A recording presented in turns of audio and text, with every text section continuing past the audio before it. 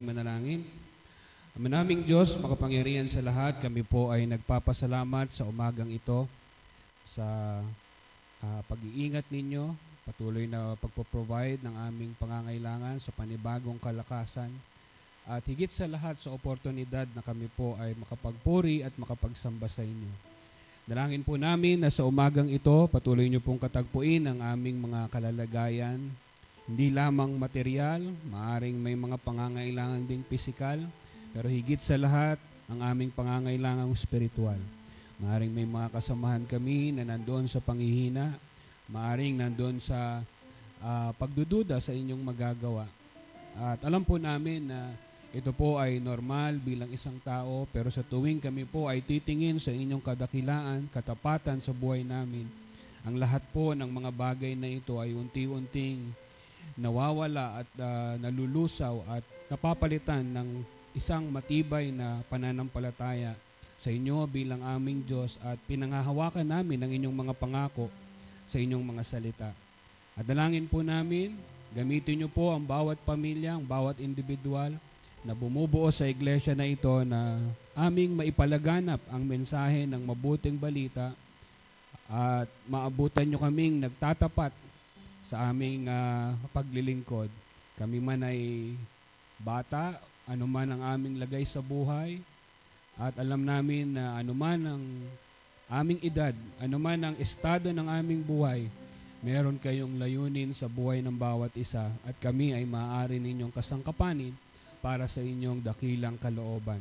Pagpalain niyo po ang bawat pamilya, bawat individual sa lahat ng aming uri ng pagpapagal sa aming buhay. Ang mga kabataan sa kanilang pag-aaral, nawa kayo po ang siyang maggwardya sa kanilang buhay, sa impluensya ng mga kaibigan, sa impluensya ng mga guro sa kanilang paaralan, sa mga ideya na nakaabang sa aming kapaligiran, at talaga namin ang aming sarili sa inyo, ang aming pag-ibig, pananampalataya, at makuha nila ang kanilang pangarap sangayon sa kanyang kalooban. Gayon din naman po, dalangin namin na patuloy niyo pong pagpalain ang mga magulang, mga naghahanap buhay, sila man ay nagnenegosyo o sa kanilang pagtatrabaho, pagpalain niyo po ang pagpapagal na kanilang ginagawa. Kayo po ang magbigay ng karunungan, kayo po ang magbigay ng mga tao na maaring kasangkapanin ninyo upang sila po ay patuloy na umunlad ang kanilang pamumuhay at ang aming layunin sa anumang pagpapala na aming taglay ay maitanghal ang inyong pangalan. Sa inyo po ay maibalik ang papuri at pasasalamat. Anumang meron kami ay lahat po ay nanggaling sa inyo. Gayon din naman po aming dinadalangin, tuloy nyo pong ingatan ang aming bansa at andun po kalingain ng mga biktima ng mga sunod-sunod na lindol. Gumamit po kayo ng mga kaparaanan para mai-provide ang kanilang pangangailangan. Ang aming gobyerno sa kasalukuyang panahon, lalo na sa gitna ng mga kaguluhan, mga awayan, pampolitika, dalangin namin nawa hindi po ito maging hadlang. Gayon din ang mga kapatiran namin, kamanggagawa, maaring may mga naapektuhan sa mga pangyayari na ito.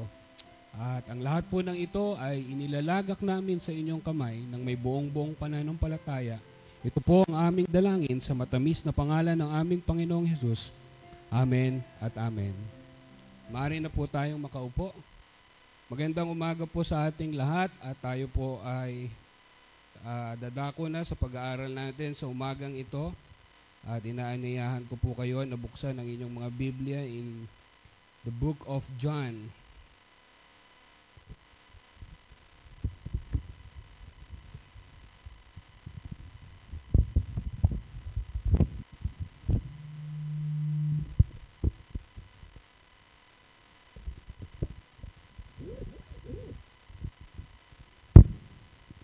John chapter 8.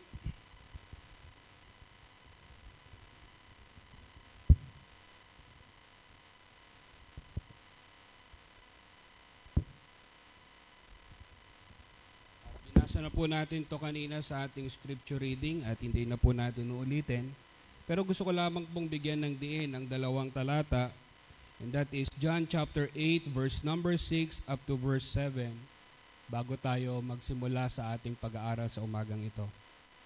Sabi po dito sa verse number 7, "So when they continued asking him, he lifted up himself and said unto them, He that without sin among you, let him cast a stone at her.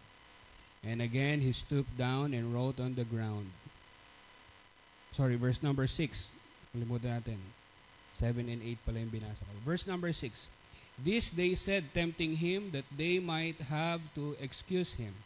But Jesus stooped down and with his finger wrote on the ground, as though he heard them not." Verse number 7, "So when they continued asking him, he lifted up himself and said unto them, He that is without sin among you, let him first cast a stone at her." Ngayon pong umagang ito, ang ating pag-aaral ay pinamagatan po natin, Casting the First Stone. Tayo po ay sandaling yumuko at tayo po ay manalangin. Ama naming Diyos, makapangyarihan sa lahat, kami po ay nagpapasalamat sa umagang ito sa pagkakataon na muli kaming makapakinig ng inyong salita. Tunay nga po, sinasabi nyo ay hindi lamang nabubuhay ang tao sa tinapay, kundi sa bawat salitang namumutawi sa inyong mga salita, sa inyong bibig. Kailangan namin ng pagkain pisikal at kailangan din namin pagkain spiritual. At nawa, busugin niyo po kami ng mga sustansya na makukuha namin mula sa pag-aaral na ito. Kausapin niyo po ang bawat isa, ano man ang lagay ng aming buhay, sino man kami, alam namin meron na pagpapala na pwede naming tanggapin sa umagang ito. Again din, maaring may mga nakasubaybay sa kanilang tahanan at hindi maging hadlang ang distansya at maabot nyo rin po sila. Ang lahat po ng ito ay pinagkakatiwala namin sa matamis na pangalan na aming Panginoong Hesus. Amen at amen. Casting the first stone. No? At maraming mga talata na nakakahiligang i-quote ng mga tao, whether they are believers, they are Christians, or non-Christians. And itong binasa natin, especially in verse number 7, sabi diyan, "And when they continued asking him, he lifted up himself and said unto them, He that without sin among you, let him first cast a stone at her." And paborito tong i-quote kahit nang hindi mananampalataya. No?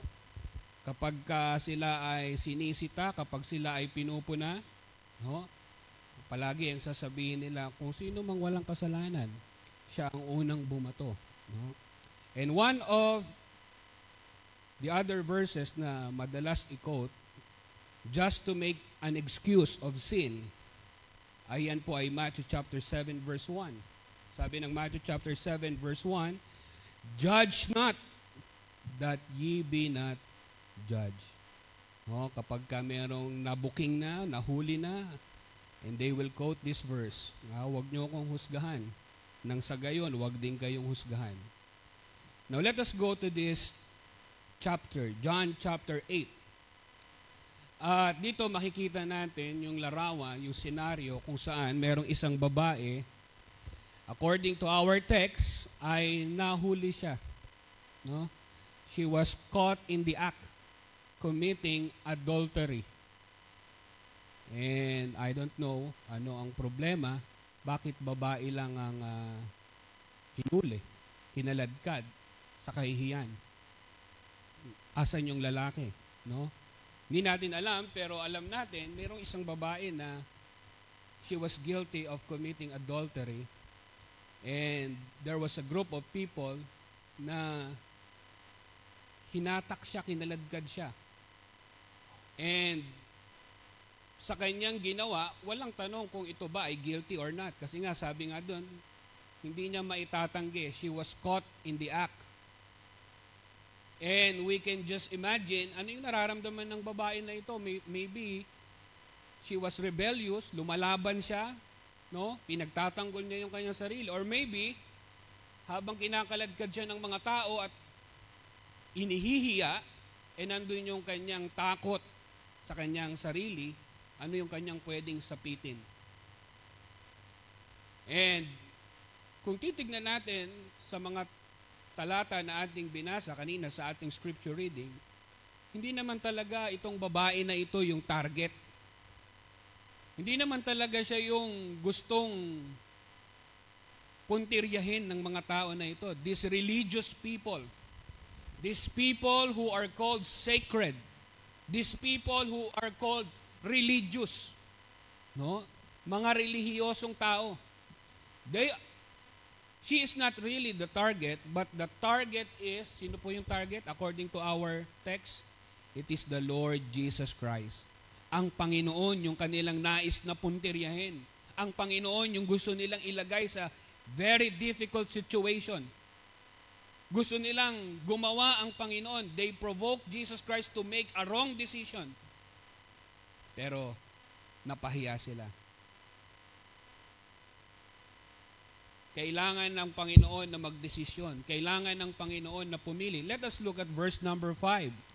In John chapter 8, in verse number 5, according to this verse, Now Moses in the law commanded us that such should be stoned, but what sayest thou? Okay? They dragged this woman. Alam nila, she was guilty. At anong sabi nila? Sang-ayon sa kautusan ni Moises na kung ang isang tao, isang individual, isang magkapareha, sila ay naaktuhan sa ganitong gawain, naaktuhan sa paggawa ng kasalanan, sabi rito sa verse number 5, that such should be stoned. Kailangan nilang batuhin. They were stoned to death. No? Pero sabi nila, ikaw, ang Panginoong Jesus, He is a religious leader, religious teacher. Ano ngayon ang pasya mo? Ano ngayon ang decision mo? No? Ganon kahirap yung posisyon ng ating Panginoong Jesus, humanly speaking. No? Sabi sa kautosan ni Moises, batuhin hanggang mamatay. Ano kaya ang sasabihin ng ating Panginoong Jesus? Kapag pinakawalan niya yung babae at sinabi niyang, let her go, ano sinasabi niya? Anong ipinapakita nito? He is tolerating sin. Okay lang naman palang mangalon niya eh. No? Kasi sinasabi ng tao na ito, no? Ganun pala siyang klaseng guro. He is tolerating sin. He is disregarding the law of Moses, the Torah.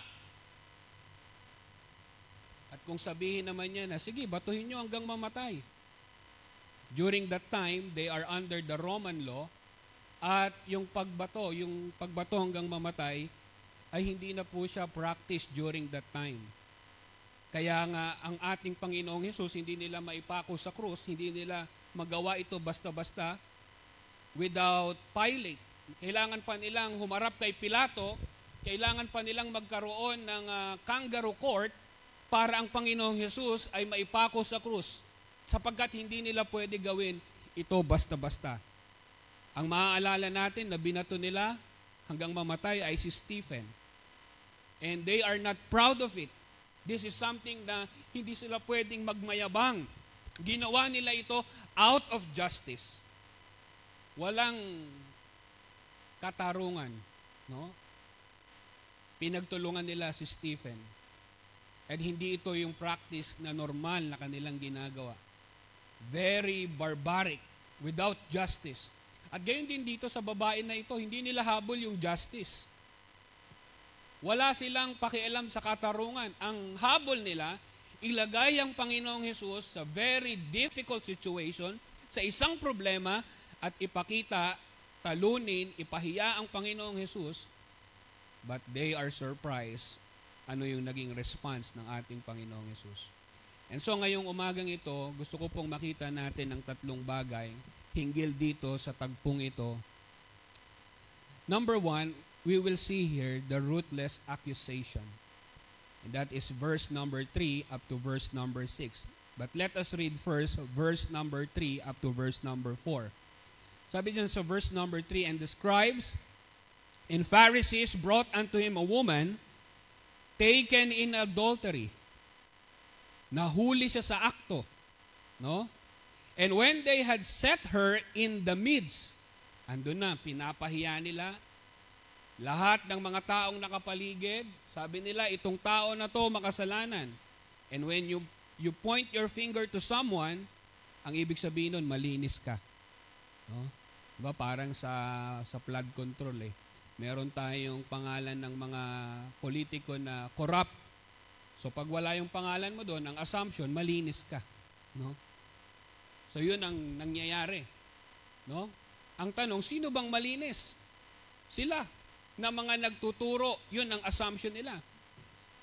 Pero sabi dito sa verse 4, and they say unto him, Master, this woman was taken in adultery, in the very act. Huli sa akto. No? Hindi mo pwedeng itanggi, hindi mo pwedeng i-deny. Caught in the act. She was guilty. At siya ay kinaladkad. For some reason, hindi nahuli yung lalaki. No? Kasi dapat yung lalaki may kasalanan din. Ano yung kasabihan natin sa wikang English? It takes two to tango. Hindi naman magkakaroon ng kasalanan kung isa lang. Hindi naman yung babae lang, pati yung lalaki. Kung hindi sila pumayag, kung hindi sila nagkaroon ng agreement na gawin ito, hindi ito mangyayari. Pero for some reason, hindi kasama dito yung lalaki at yung babae lamang, no, ang nakaladkad. At nandun siya, pinagtutulungan siya. At hindi nila layunin na makuha ang katarungan. Tingnan niyo po sa verse number 6. Verse number 6.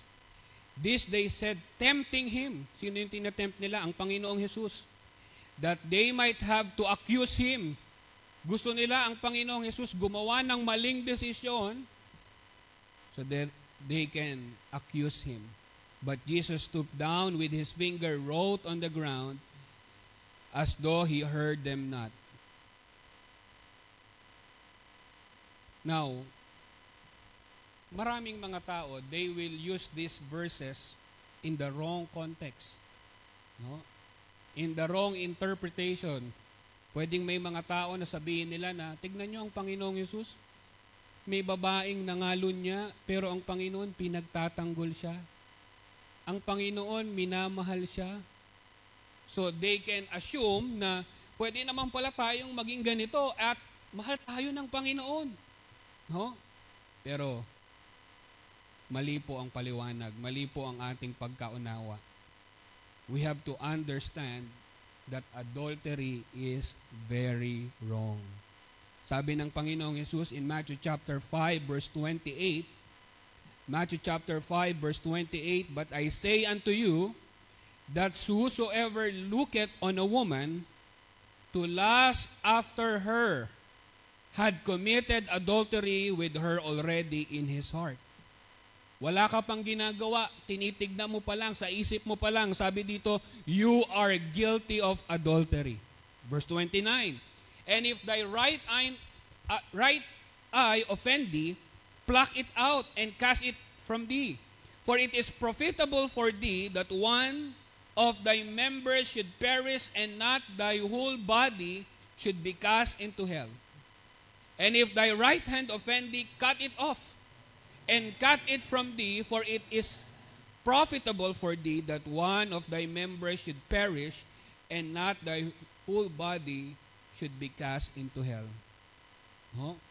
So, ibig sabihin nito, ang Panginoong Yesus, He is not tolerating this kind of sin. At ito ay isang seryosong bagay. Ito ay kasalanan sa harapan ng Diyos. At dito makikita po natin ang Panginoong Yesus from the law of Moses go beyond. No? Ginagamit nila yung kautusan ni Moses, mas mataas yung pamantayan ng Panginoong Yesus. Ang pamantayan niya ay ang pamantayan ng Diyos. At gusto kong observe natin yung ating kasalukuyang panahon. No? Observe ninyo yung ating mga napapanood sa TV, sa mga pelikula, sa mga naririnig natin sa showbiz, sa mga naririnig natin sa politika, no? Sa social media. No? Di ba yung ganitong mga klase ng pamumuhay, lifestyle, is something na nagiging normal na sa ating kasalukuyang panahon?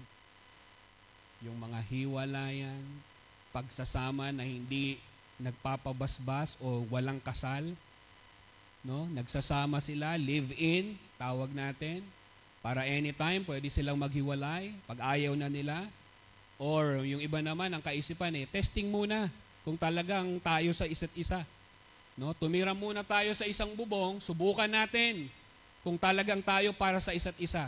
Ngayon, kung hindi mag-work, wala tayong problema, hindi tayo kasal. No? Naririnig na natin yung mga tinatawag na co-parenting. May anak sila pero hindi sila mag-asawa. They can do what they want. No? Yan ang mga napapanood natin sa telebisyon. Yan ang mga tinuturo ng daigdig na ito sa ating mga anak. Do not let Hollywood movie teach your kids. Huwag nyo hayaan na ang mga pelikula ang nagtuturo ng values, ng lifestyle sa inyong mga anak. Tayo bilang mga magulang ang dapat na magturo sa kanila mula sa salita ng Diyos, paano mamuhay. No? That's why, kakarampot, bihira lang po, I don't use movie bilang illustration ko sa mensahe. No? Hindi tayo kumukuha ng lesson sa mga pelikula, kumukuha tayo ng leksyon sa salita ng Diyos. We are Bible-believing believers. Proverbs chapter 6, verse 27. Proverbs chapter 6, verse 27. Can a man take fire in his bosom and his clothes not be burned? Pwede ka ba bang gumawa ng isang bagay, kasalanan, at di mo ikakapahamak? You will be accountable. You will be held responsible. Ano man ang iyong ginawa. Mga kapatid, mga kaibigan, at sa mga maaring nakasubaybay sa atin ngayon, wag nawang pumasok sa ating isipan ni minsan that God, the Lord Jesus Christ, is tolerating this kind of sin. At nangyayari na po yan sa ating kasalukuyang panahon, at ang daigdig ay may mga tinuturo sa ating mga bagay. Ilang mga bagay na tinuturo sa atin ng daigdig na ito. Number 1, the world is normalizing what is abnormal and what is subnormal. No? Katulad ng mga sinabi ni Pastor kanina, pwede kayong magsama, pwede kayong mag-testing dyan without the benefit of marriage. No? Kaya ang tinuturo natin sa ating church, kung kayo ay mag-asawa, kung kayo ay nagsasama, nakilala nyo na ang Panginoong Jesus, nararapat lamang itama nyo na yung pagsasama ninyo. Dapat na iayos nyo yung inyong pagsasama sa harapan ng ating Diyos, ng ating Panginoong Jesus. There are unwed people, co-parenting, profane language. Yan yung mga napapanood natin araw-araw sa telebisyon, sa ating mga gadget. At kung ayan ang ating madalas nakikita, nagiging ganyan din tayo. No wonder nagkakaroon tayo ng mga rebelding anak, matitigas na ulo ng mga anak na walang pakiramdam. Because the world is teaching them. This world is creating a numb generation, manhid. Hindi na sila marunong mahiya, no? Sipin mo, dapat pagka may ginawa kang mali, nandun yung shame, yung kahihiyan. No? tawag natin, delikadesa. Na may ginawa ka na ngang mali, nakita ka na ngang guilty, may mga ebidensya na nga na nagtuturo sa'yo, gusto mo, kumuha ka pa ng pinakamataas na posisyon. Gusto mo, sambahin ka pa ng tao, nakalagay pa sa opisina mo, honorable. When you know, you are convicted, you are guilty. Walang pakiramdam. Walang pakialam. This world is legitimizing what is illegitimate. Mga kabataan, mga young people, take this on your heart. No sex before marriage. Alam niyo ang prinsipyo ng salita ng Diyos. It is love, courtship, and marriage. No? Ngayon, sa ating kasalukuyang mundo, this world is stigmatized the good and the godly. Kapag maka-Diyos ka, masama ka. Kapag ka nagbabasa ka ng Bible, masyado kang banal. At mas nakakatawa ka. At mas nakakahiya ka. Pero sila, na sinisira ang kanilang buhay, sila na walang basihan ng moralidad, sila yung tama. Isaiah chapter 50, verse number 20. Isaiah 50, verse number 20. Woe unto them that call evil good and good evil, and put darkness for light and light for darkness, that put bitter for sweet and sweet for bitter. Yung mali, ginagawang tama. No? Sabi nga nila kakasabi mo ng kasinungalingan, nasasanay ka na. To the point na, yung sinasabi mo, nagiging totoo na. Sa paningin mo. No? Nasasanay. Di ba? Diba yung magnanakaw, ganun yung magnanakaw Diba naranasan nyo na bang ma-snatch? Naranasan nyo na bang madukutan? Yung magnanakaw, hindi naman siya biglang aagawin yung gamit mo kukunin yung gamit mo Yung magnanakaw, sinasanay ka. Una, binabangga-bangga ka. Una, tinutulak-tulak ka na. Ngayon, nasasanay ka na. Akala mo, normal lang. Magugulat ka na lang, wala na pala yung wallet ko. Wala na pala yung pera ko. Wala na pala yung relos ko. Sinasanay tayo. Until makita natin yung sarili natin na biktima. Hindi tinotolerate ng Panginoong Yesus ang ganitong kasalanan. Adultery, number 1, is a sin to yourself. Kasalanan ito sa iyong sarili, sa iyong sariling katawan. 1 Corinthians chapter 6, verse 18. 1 Corinthians chapter 6, verse number 18. Flee fornication. Every sin that a man doeth is without the body, but he that committed fornication sinneth against his own body. Unang pagkakasala, nagkakasala ka sa sarili mo. Pangalawa, it is a sin against your home. Pag ito ay ginawa mo, hindi lamang ikaw ang sarili mo, ang apektado, ang katawan mo, bagkos apektado ang tahanan. Nag-iiwan ka ng malalim na sugat anak at sa iyong asawa. At kahit humilom yung sugat na yon, tandaan mo, may peklat. There is a scar. Nandun na yon. Hindi na mawawala. No? Kahit sabihin mong nagkapatawaran na, whatsoever, that scar will remain. It is a sin to your home.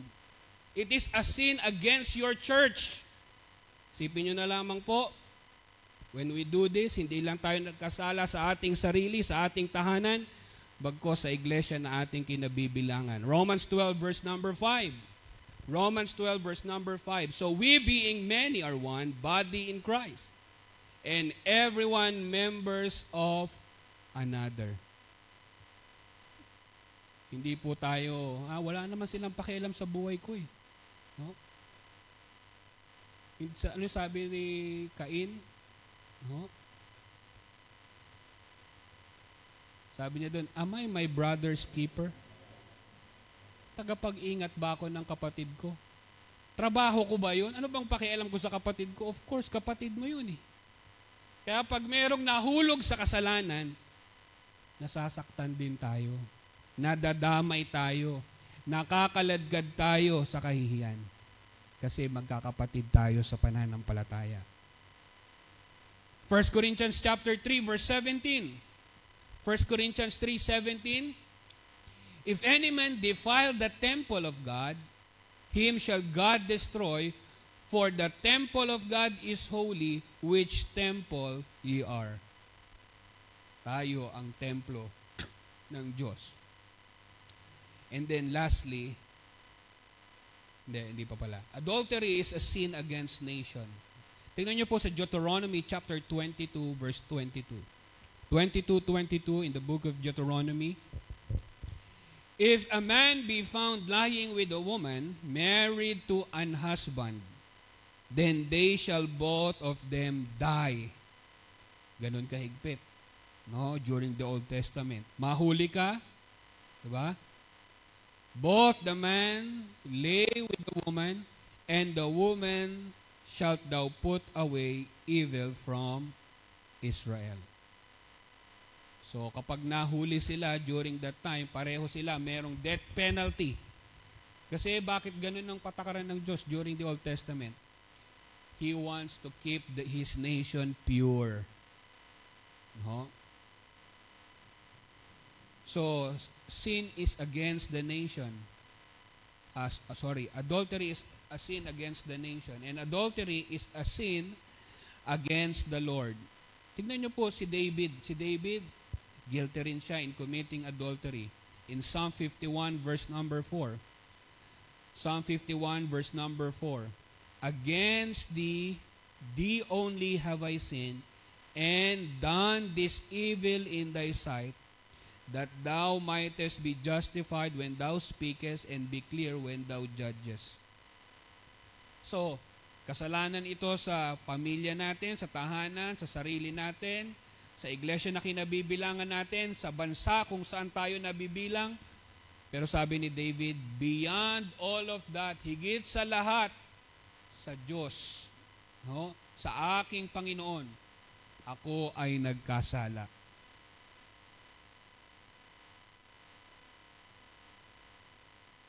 And when we are doing this is disrespect to God. Tingnan niyo po sa Hebrews 13 verse number 4. Hebrews chapter 13 verse number 4. Marriage is honorable in all, and the bed undefiled, but whoremongers and adulterers God will judge. Itong babae na ito, she was caught in the act committing adultery. And there was the ruthless accusation. Hindi niya maitatanggi. Hindi niya pwedeng pasinungalingan. Ang ebidensya ay overwhelming. And she is guilty beyond reasonable doubt. At siya ay kinaladkad ng mga tao, the so-called sacred, the so-called religious people, para siya ay ilagay, gamitin sa panglaban sa ating Panginoong Jesus. Now let us go to our second point, and that is the revealing confrontation. No? Ano ang ginawa ng Panginoong Jesus? Tingnan natin sa verse number 6 up to verse number 7. Sabi ng verse number 6, they said, tempting him, and they might have to accuse him, but Jesus stooped down and with his finger wrote on the ground, as though he heard them not. And when they continued asking him, he lifted up himself and said unto them, he that is without sin among you, let him first cast a stone at her. Now, instead of prosecuting, no, ito ang Panginoong Yesus. Siya yung ginagawa nila na gumawa ng desisyon. Ano ba yung tamang gawin dito? Pinoprovoke nila ang Panginoong Yesus na gumawa ng maling desisyon. Pero, instead na i-prosecute, instead na suriin ang buhay nitong babae na ito, ang sinuri niya yung buhay ng mga tao sa paligid. No? Sabi, kinaladkad nila yung babae, nilagay nila sa gitna, at sabi doon, anong gagawin natin dito sa babae na ito? Pero yung Panginoong Hesus, lumuhod siya sa lupa at nagsimula siyang magsulat doon sa lupa. Ang tanong, ano kaya yung sinulat ng Panginoong Hesus doon sa lupa, sa buhangin? No? Walang nakakaalam dahil wala tayong mababasa sa Bible. Ano ba sinabi ng Panginoon? Habang siya ay nagsusulat doon, tao ay nakatingin sa Kanya. Pero sang-ayon sa ating mga binasang talata, once na naisulat niya yung dapat niyang isulat doon, ano yung naramdaman ng mga tao sa paligid? They are convicted. They are guilty. No? Hindi natin alam kung ano yung sinulat ng Panginoong Hesus doon. Pero once na naisulat niya yun, na-guilty sila. No? Maraming nagsasuggest, maybe yung 10 Commandments, sinulat doon ng Diyos. May mga nagsasuggest, sinulat ng Diyos doon, yung specific na kasalanan ng mga tao na nakabihis pa sila na so religious, they are sacred. No? Sinulat doon ng Panginoong Hesus, specific, ikaw, ito yung kasalanan mo. Ikaw, ito yung kasalanan mo. At habang nababasa nila yun, naglalakihan yung mga mata nila. And they feel convicted. Ako yun na. Sabi ng Panginoong Hesus, kung sino ang walang kasalanan. Hindi niya sinabi na kung sino ang hindi nagkasala. Ang sabi niya, kung sino ang walang kasalanan. Siya ang unang dumampot ng bato at siya ang unang bumato sa babaeng ito. They are guilty. No? Ibig sabihin nun, they are not qualified to be the judge. Hindi sila pwedeng humatol. No? Alam niyo kung sino pwedeng humatol? Sa mga tao na yun, sa kapulungan na yun, merong isang kriminal, merong isang makasalanan. Isa lang ang dapat na humatol doon, ang ating Panginoong Hesus. No? Sabi ng Panginoong Hesus in verse number 7, gusto kong tignan natin yung verse number 7. Sabi niya dyan, He that is without sin among you. Hindi niya sinabi na he that is never sin o did not commit sin. Sabi niya, walang kasalanan. Among you, let him first cast a stone at her. Tignan natin sa 2 Corinthians chapter 5 in verse 21. 2 Corinthians 5 verse 21. For he had made him to be sin for us. Ang sabi dito ng Bible, who knew no sin. He that is without sin, that we might be made the righteousness of God in Him. Sabi niya, sino dito ang walang kasalanan? Siya ang unang bumato. Ano sinasabi niya? Siya lang yung walang kasalanan. Siya lang yung may karapatan na bumato. Siya lang yung may karapatan na humusga. Pero, imbis na husgahan niya tayo, ang Panginoong Yesus ay hindi naparito para tayo ay husgahan. Luke 19 verse 10. Luke chapter 19 verse 10. For the Son of Man is come to seek and to save that which was lost. Hindi siya naparito para manghusga. Hindi para mangparusa. Naparito siya para hanapin at iligtas ang nawawala. No? Naparito ako para katulad sa babae na ito na makasalanan. No? Gusto nilang batuhin yung babae dahil siya ay caught in the act committing adultery. Pero sinulat doon ng Panginoon, we can assume, maybe, oo nga, hindi ka nga adultery, hindi ka nga nangangalunya, pero mandaraya ka. Ha? Oo nga, hindi ka nga nangalunya, pero you're a murderer. No? At habang sinusulat doon ng Panginoon, they are convicted. At sabi ng Panginoon, kung sino ang walang kasalanan, siya ang unang bumato. Matthew chapter 7 verse 1. Judge not that ye be not judged. For with what judgment ye judge, ye shall be judged, and with that measure ye mete, it shall be measured to you again. And why beholdest thou the mote that in thy brother's eye, but considerest not the beam that is in thine own eye? Verse number 4. Or how wilt thou say to thy brother, let me pull out the mote out of thine eye, and behold a beam in thine own eye? Verse number 5. Thou hypocrite, first cast out the beam out of thine own eye, and then shalt thou see clearly to cast out the mote out of thy brother's eye.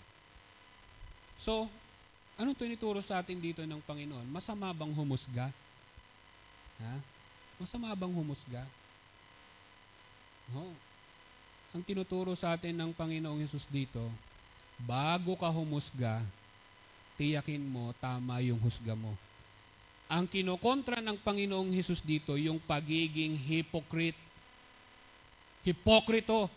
Ang galing nyong magtuturo, ang galing nyong magbintang.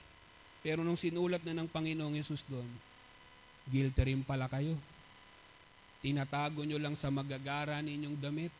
Tinatago nyo lang sa matatamis ninyong panalangin. You are the people that is so-called sacred and the people who are so-called religious. Pero sa kabila ng magagarang damit at matatamis na pananalita, ibinuyang-yang ng Panginoong Hesus yung kabulukan na kanilang tinatago. And they are also guilty. And they are hypocrite. Sabi doon, bago ka magtuturo, bago mo alisin yung muta sa mata ng iyong kapatid, tignan mo muna sandamukal yung muta mo sa mata.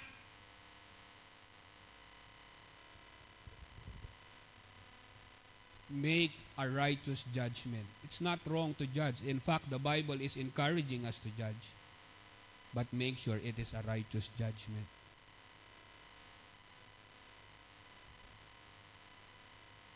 Tingnan natin sa John chapter 7, verse 24. John 7, verse 24. Judge not according to the appearance, but judge righteous judgment. Makatwiran. No, ibig sabihin, hindi ka nanguhusga, kasi naririnig mo lang, sabi nila, korap sila eh. Nakikisabay lang ako. Sunod lang ako sa agos. Pero you know, ikaw rin, korap ka din. May kasalanan ka rin. No? Sabi doon, make a righteous judgment. 1 Corinthians chapter 2, verse 15. But he that is spiritual judgeth all things, yet he himself is judge of no man. Alam nyo, ang mahirap kapag ka ikaw yung puna ng puna at ikaw yung hatol ng hatol. Nilalagay mo yung sarili mo sa isang sitwasyon, make sure walang babalik sa'yo. Diba, sabi natin, pag nagturo ka, mas maraming daliring nakaturo sa'yo. At pag ikaw nagturo, at ikaw tinuro din, at mas guilty ka pa, yari ka. Kaya sabi dito ng salita ng Diyos, make a righteous judgment. Gumawa ka ng makatarungan na panghuhusga. Itong babae na ito ay hinatulan nila. Hindi para talaga sa hustisya, kundi para subukin ang ating Panginoong Hesus. At sinulat doon ng Panginoong Hesus kung sino sila, kung ano sila. At sabi niya, kung sino ang walang kasalanan, siya ang unang bumato. At nag-reflect sila. At nakita nila yung kanilang sarili. At unti-unti silang nag-alisan. At sabi ng Panginoong Hesus dun sa babae, asa na sila? Wala.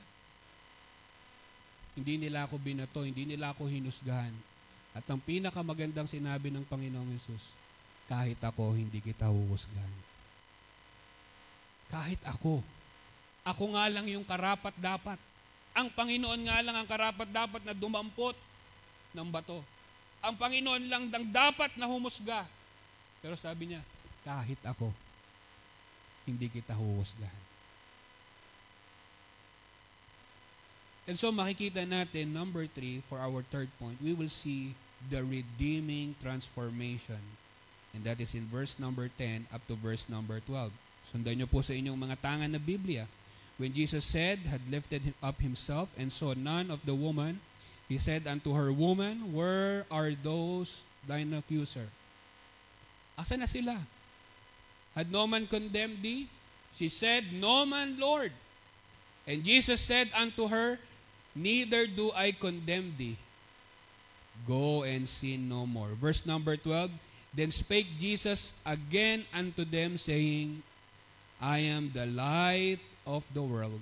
He that followeth me shall not walk in darkness, but shall have the light of life.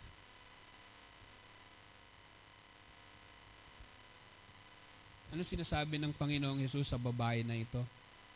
Ha? Kaya ako naparito para sa kasalanan, sa isang makasalanan na katulad mo. Ang ating Panginoong Hesus ay mamamatay sa krus ng Kalbaryo sa ating kasalukuyang panahon, siya'y namatay na, para sa lahat ng pinakamadilim, pinakamarumi na kasalanan na pwede nating maisip sa daigdig na ito. Sa kasalanan ng nakaraan, sa kasalanan ng kasalukuyan, at maging sa kasalanan ng hinaharap. Ang ating Panginoong Hesus ay namatay sa krus ng Kalbaryo para sa isang makasalanan na katulad natin. Alam ng Panginoong Hesus that no one is holy. Kaya nga sabi niya doon, di ba? Sino ang walang kasalanan? Sabi ng Bible, sa first Adam, papasok ang kasalanan at nang dahil doon, lahat tayo ay makasalanan. Ibig sabihin, relihiyoso naman ako, yun nga yung kasalanan mo eh. Masyado kang banal sa tingin mo sa sarili mo eh. Wala naman akong ginagawa, pastor eh. Relihiyoso nga ako, lagi nga ako nagpe-pray eh. Yun nga yung kasalanan mo. Hindi mo nakikita yung kasalanan mo. Because in the sight of God, sabi ng Bible, all have sinned and come short of the glory of God. The first Adam, sin enters, and so we are sinners. Meron kasabihan sa English, that the spring will not rise above its source. Hindi ka pwedeng mas humusay, mas maging banal kay Adan na iyong magulang. Kung siya ay makasalanan ka rin. But the second Adam, no? Kung sa unang Adan, papasok ang kasalanan. Sa pangalawang Adan, mawawala ang kasalanan. At yan ang ating Panginoong Hesus. He knows that we are not holy. He knows that we are not sacred. At naparito siya para sa makasalanan. This woman is transformed by His grace. Itong babae na ito, na bago siya sa biyaya ng ating Diyos. Ano ba yung biyaya? It is God's favor that you don't deserve. Hindi ka karapat-dapat dito. Unang makikita natin na itong babae na ito, she was guilty of adultery. Kinaladkad siya sa gitna ng publiko. And then, nung na-establish na yung kautusan, yes, guilty siya, wala nang tanong, wala nang question, she is guilty. Then, doon pumasok yung biyaya ng ating Diyos. No? Kailan kayo naligtas? Nung nalaman ninyo na guilty kayo sa harapan ng ating Diyos. Kasi hindi mo tatanggapin ang Panginoong Hesus bilang tagapagligtas without knowing ano yung problema mo. Saan ka ba guilty? Ano ba yung binayaran ng Panginoong Hesus? Yung kasalanan mo. Itong babae na to, nalaman niya, yes, guilty siya. Pero imbis na ipataw sa kanya ang punishment, ano binigay sa kanya ng Panginoon? Biyaya. Romans chapter 6 verse 23, For the wages of sin is death, but the gift of God is eternal life through Jesus Christ our Lord. And then also, this woman is transformed through her faith. Ephesians chapter 2, verse 8 to 9. For by grace are ye saved through faith, and that not of yourself, it is the gift of God. That if thou shalt confess with thy mouth the Lord Jesus, and shalt believe in thine heart that God hath raised him from the dead, thou shalt be saved. For with the heart man believeth unto righteousness, and with the mouth confession is made unto salvation. That is Romans chapter 10, chapter 10, verse 9 to 10. So pananampalataya. No? Ano po ba yung pananampalataya? Ito ay binigay sa atin ng Diyos para ilagak din natin para sa Diyos. Yung kapasidad mo na magdesisyon ay galing din sa Diyos. No? So in other words, whatever your decision, hindi maaapektuhan ang pagka-Diyos ng Diyos. Hindi maaapektuhan. Sa tingin mo, pagka hindi mo pinili ang Diyos, tapos na yung pagiging Diyos niya. No? Alam nyo, I have no problem with this doctrine of election. But my problem is, ang problema ko po, yung mga nagtuturo. No? Wala akong problema sa doktrina ng election. I believe in the doctrine of election. Pero ang problema ko, yung mga nagtuturo, because it seems God's sovereignty depends on them. It seems they are the most intellectual. It seems they have the monopoly of this knowledge and of this wisdom, na kapag hindi ka nakinig sa akin, wala ka nang makukuhang ibang karunong kagaya nito. God sovereignty depends upon me. Hey, mga kapatid, kahit wala si Pastor MJ, ang Diyos mananatiling Diyos. Even you don't understand the doctrine of election, God will remain God. And Jesus will remain the Savior. Nung yung magnanakaw, di ba? Mamamatay na siya. Tinanong ba siya ng Panginoon? Alam mo ba yung doktrina ng eleksyon? Alam mo ba yung sovereign grace? Ha? Hindi mo alam yan, hindi ka maliligtas. Pero sinabi niya, today, thou shalt be with me in paradise. Salvation is not in your intellect. Salvation is not your doctrine, but doctrine is important. Pero when it comes to salvation, hindi yun kailangan. Ang kailangan mo ay ang pananampalataya sa ating Panginoong Hesus. That's all you need. No? Wala nang iba pa. Wala nang ibang palamuti. Wala nang ibang sabit-sabit. Wala nang rekotitos at kung ano pang mga bagay. Ang ating Panginoong Hesus lamang.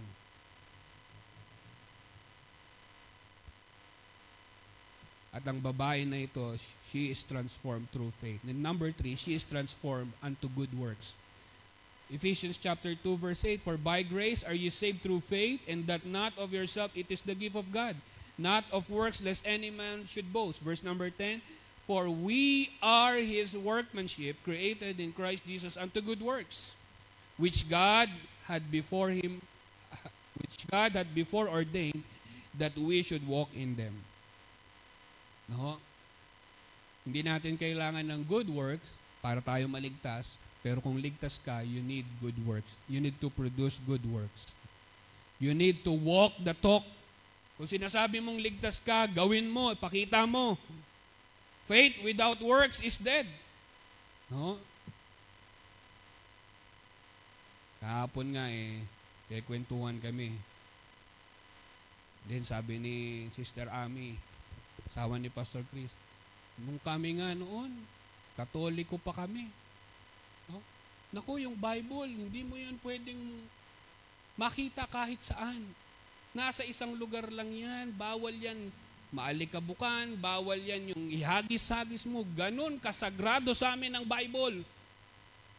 Pero ngayon, pag inobserve mo yung Kristiyano, ligtas, tunay na mananampalataya, umaten ng linggo, naiwan yung Bible, kailan niya babalikan? Next Sunday na uli. Pero Kristiyano yun. Ha? Pero yung hindi mananampalataya, sinasabi nating unbeliever, tinatawag pa na, the way they treat the Bible, it is so sacred. Banal na banal. Nakalagay pa naman doon sa Bible, Holy Bible. No? Pagtatawanan tayo ng ibang relihiyon, yung ibang relihiyon nga before they open their book, alam nyo, mayroong isang taxi driver, iba yung religion niya, may sumakay na pastor. Sabi niya, alam ko yung libro niyo na yan, marunong ako niyan. Hinawakan niya ganun, tinapik yung kamay niya.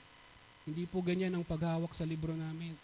Tinabi niya yung taxi, nagbigay siya ng oras, ganito po ang paghawak. Hinalikan niya yung libro at saka niya binuksan. That's how he treat the religious book. So sacred. No? Pero tayo, saan na ba yung Bible ko? Hindi na nga natin hinahanap no? Kung bibilangin ko yung mga Bible na nakita ko dito at yung mga pangalan nakasulat doon, hindi nagbabasa ng Bible siguro tong Kristiyano na to. Pero ang cellphone, pag naiwan, ang wallet, pag naiwan, babalik agad tayo kahit napakalayo na natin. Pero ang Bible, this woman is transformed unto good works. John chapter 3 verse 17. For God sent not His Son into the world to condemn the world, but that the world through Him might be saved. John chapter 8 verse 11. Ito yung sinabi ng Panginoong Yesus sa kanya. Let us go to the last part, John 8 verse 11. Sabi dito sa huling bahagi, go and sin no more. Go and sin no more. Sabi ng Panginoong Yesus, asan na yung mga tao? Wala bang nag-kondena sa'yo? Wala bang naghusga sa'yo? Wala na po sila, Panginoon. Nag-alisan po sila. Kahit ako hindi kita husgahan. At sabi niya doon, go and sin no more. Pinalaya ka na, pinatawad ka na, lumakad ka sa liwanag. If we are in the light, we walk in, as He is in the light, we have fellowship one with another. Tayo ay lumalakad sa liwanag. And so ngayong umaga na ito, mga kapatid, mga kaibigan, hindi ko po alam, maybe there are someone listening in this message today, tumanggap ka na ba ng totoo sa Panginoong Hesus bilang Panginoon at sariling tagapagligtas? Binayaran niya ang iyong kasalanan sa krus ng Kalbaryo sa pamamagitan ng kanyang banal na dugo. Sa oras na manampalataya ka dito, ikaw ay makakatamo ng kaligtasan ng buhay na walang hanggan. No? Hindi po sa pamamagitan ng pagiging relihiyoso, hindi po sa pamamagitan ng pagiging mapanalanginin, matulungin sa kapwa and whatsoever. It is only by faith through our Lord and Savior Jesus Christ. And then number 2, maybe ligtas ka na. Okay? Save ka, pupunta ka na sa langit, pero sumunod ka na ba sa Panginoon sa tinatawag na tubig ng bautismo? Ha? Ikaw ba ay nagdesisyon na sa buhay mo na, Panginoon, gusto kong ipahayag ang kaligtasan na ito sa pamamagitan ng pagsunod sa tubig ng bautismo? That is the first step of obedience. Kung sinasabi mong ligtas ka, meron ka ng relasyon sa Panginoong Yesus, ang susunod na dapat mong gawin, sumunod ka sa tubig ng bautismo. And then, pangatlo, maybe someone ay nangungusap, ang Panginoon ay nangungusap sa mga kapatiran natin ngayong umagang ito. Maybe gusto kang gamitin ng Panginoon for a specific ministry. No? May kakayahan ka, maybe you can teach, maybe you can preach, maybe you can sing, maybe you can clean the church. No? Ano man ang ating ginagawa, pwede natin itong gawin. Kung ito ang nilalagay ng Panginoon sa ating puso, maybe sinasabi ng Panginoon, anak, gusto kita mag-aral sa Bible school. No? So, kung yan ang nilalagay sa iyo ng Panginoon sa iyong puso, whatever it is, pwede mong gawin. No? Ano man ang desisyon na nais mong gawin ngayong umagang ito, ano man ang ipinabatid sa iyo ng Panginoong Yesus, pwede mo siyang gawin. Sabi ng Panginoon, where the Spirit of the Lord, there is liberty. There is freedom. Hindi ka pinipilit. Malaya mo itong gawin ng bukal sa iyong puso. Freedom doesn't mean do anything what you want, but doing what is right. Doing what God wants you to do. That is freedom. Walang pipigil sa iyo. Gusto mong purihin ang Panginoon, gusto mong manalangin sa Kanya, karapatan mo yan, kalayaan mo yan. And so ngayong umagang ito, habang tayo po ay nakayuko at nakapikit, sa mga desisyon na sinabi ni Pastor, ano doon ang desisyon mo? Kung ikaw ay may paspasya sa umagang ito, mula sa iyong kinatatayuan, ang ating altar ay bukas, maaari kang lumapit sa Panginoon. Maaring gusto mong ilapit ang isang panalangin sa Kanya. Maaring meron kang kondisyon na pinagdaraanan sa iyong pamilya, sa inyong buhay mag-asawa. Walang ibang makakatulong sa atin kung hindi ang ating Panginoong Hesus. At maaari mong ilapit ang iyong sarili